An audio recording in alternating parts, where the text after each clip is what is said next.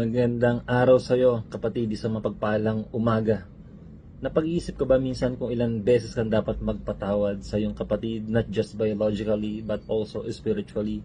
Sabi po ni Jesus Christ kay Peter sa Matthew chapter 18 verse 22, Jesus says unto him, I say not unto thee until 7 times, but until 70 times 7. So, 7, sa loob ng isang linggo, meron tayong 7 days, at sa isang araw, 70.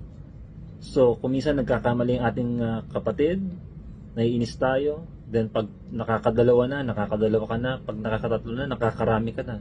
But then again, Jesus Christ, pinakita niya sa atin dito kung ilang beses tayong dapat magpatawad. So, siyempre, hindi mo mabibilang ng 70. It also symbolizes unlimited na pagpapatawad sa ating mga kapatid. Dapat lagi pa tayong handa magpatawad.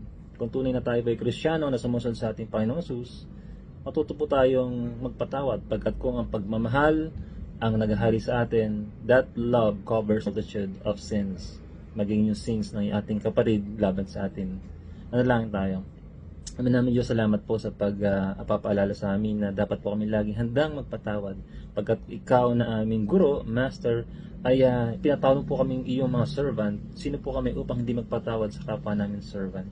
Maraming pong salamat, Lord, sa patuloy na pag-ibig mo at pag-iingat mo sa amin at sa pagpapaunawa sa amin ng iyong banal na salita. Sa iyong papuri, pasasalamat at pagsamba.